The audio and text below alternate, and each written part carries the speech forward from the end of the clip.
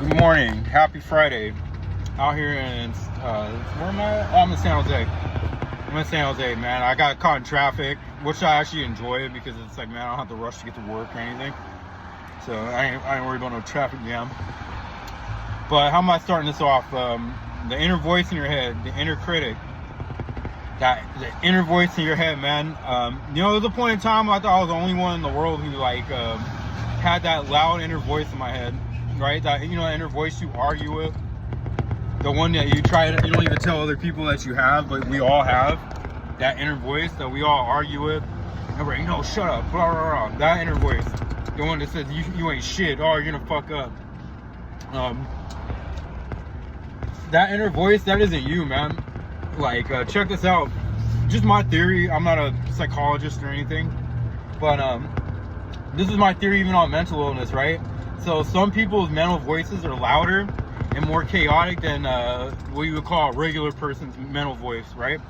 So if someone's mental voice is just so loud and chaotic and just crazy, that's a person we would call who's bipolar or has borderline personality, or someone who's we would call schizophrenic, right? That's someone who's with a very loud inner voice. It's louder than like your baseline. But your average person has that inner voice too. It's just maybe not as loud or chaotic, right? And I always said this too, man. Everybody's crazy. Some people are just better at hiding it. And especially now as a society kind of unravels, I'm starting to see that people I used to think were just like sane and they were just so normal and got together are the craziest of all of them. They're the craziest of all of them because they suppress a lot. And those are the kind of people you gotta watch out for, the normal people. The people who are so normal, those are people who are gonna blow up when like shit hits the fan, right?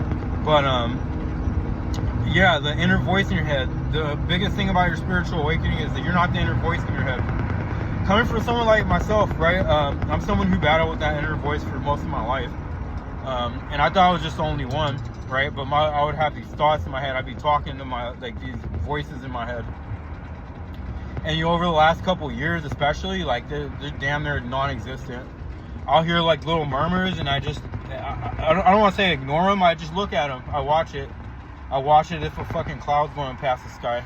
If a cloud's going past the sky, do I look at it and be like, oh no, a fucking cloud, you can't be here. What are you doing? You're like, nah, it's just a cloud passing through the sky. And that's why I see the thoughts now. Man, people are terrible at merging out here too. Come on, you got it.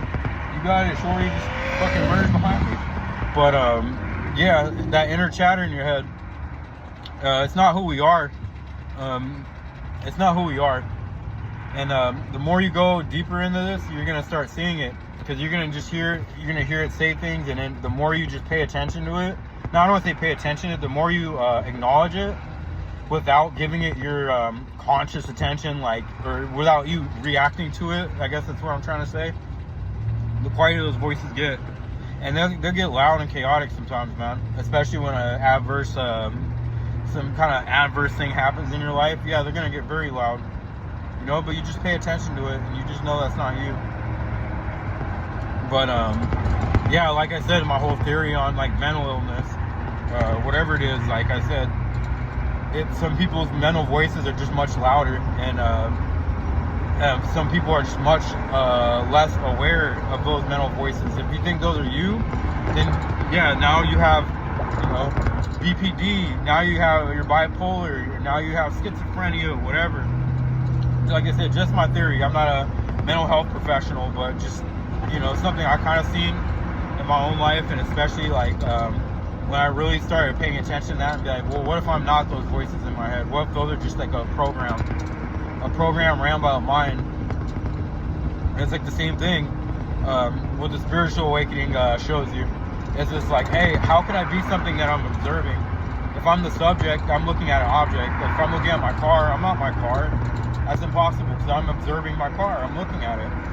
It's the same thing with your thoughts. Those are the object of consciousness, or the soul, or consciousness, what you are. Your thoughts are an object of your consciousness, of what you really are. You're observing those thoughts. The problem is you get caught up in those thoughts and you think they're you, and now you start arguing with the thoughts in your head, and you start trying to change the thoughts in your head, you're like, I can't have these thoughts. Oh, shut up, blah, blah, blah. You start doing all that shit, you know, and that's when you start like, that's when you start becoming those thoughts. But basically, that's all I wanted to say for this video. Hopefully that made some kind of sense. Hope you all enjoy your Friday. And ain't the Bay Area crazy, bro? Like California, it's July. It's usually pretty hot. I hear in the San Jose area, it's completely cloudy. It's gonna be cold as fuck today. Well, not that cold, but it's gonna be like mid 70s. Even where I live in the Central Valley, it's only gonna be maybe like 89, 90 degrees, which is very unusual for this time of year. It's usually like in the hundreds. So we got spared this year as far as a hot summer. But hope you all enjoy your day, and peace.